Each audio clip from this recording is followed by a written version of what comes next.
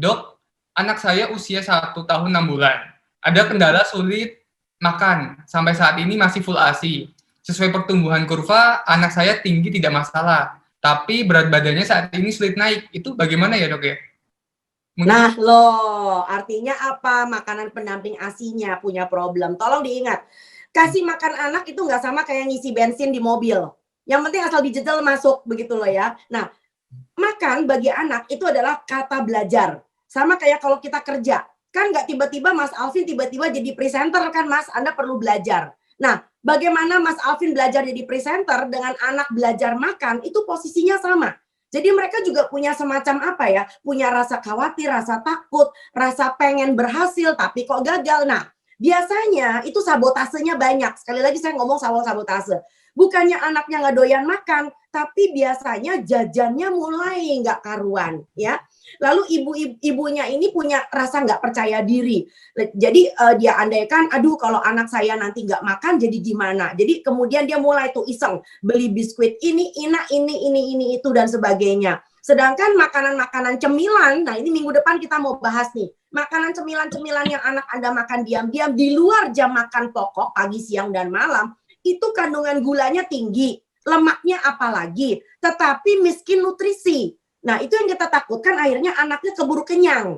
Ya, atau ya itu tadi susu ajaib di kotak-kotak itu boleh masuk.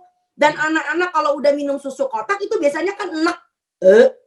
Ya kan, dan dia nggak mau makan, dia nggak bakal mau makan. So menurut saya itu yang disebut dengan sabotase. Ya, tapi jajannya kenceng. Nah, ini yang saya takutkan, jajannya kenceng tetapi tidak memenuhi kaidah nutrisi. Akhirnya apa? Ya awalnya memang berat badannya kurang. Yang saya khawatirkan adalah nanti tinggi badannya ikut terpengaruh. Nah, ini yang disebut dengan awal stunting. Ya, jadi stunting itu bisa jadi karena gangguan gizi kronik sampai anak usia 2 tahun hanya karena ibunya barangkali kurang paham. Dan yang berikutnya lagi, nah ini yang sering kali terjadi, Mas. Ibunya memberi makan tapi tidak responsif. Nah, ini soal responsif yang penting. Ada orang tua yang model kayak orang mengatakan tiger mom. Makan nggak? Makan. Kalau nggak makan nanti kamu nggak boleh main. TV-nya matiin. Hayo, makan apa enggak? Gue kalau niruin mah pinter, tapi gue nggak pernah kayak gitu. Nah, yang kayak begini-gini bikin anaknya makin stres. Sebaliknya di ujung sebelah sana ada emak yang lolos. Dia pasangin video. Ya, jadi kalau ada jam makan itu nggak dipakai anak yang lebih besar buat belajar. Ya, itu yang namanya HP, yang namanya iPad itu dia pasang khusus YouTube. Supaya anaknya sambil nonton tinggal mulutnya mangap, hap, mulutnya mangap, hap. Tapi anaknya selalu ngelihat tinggi.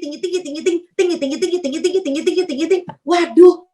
Ya ini namanya anaknya nggak makan dengan sadar. Jadi anaknya itu diselimur kayak orang Jawa tuh kayak disirep gitu. Lalu yang penting asal mulutnya mangap, hap.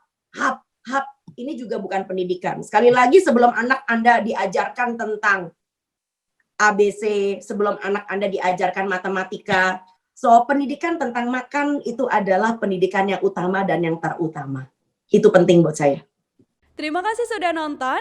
Jangan lupa like, subscribe, dan share ya.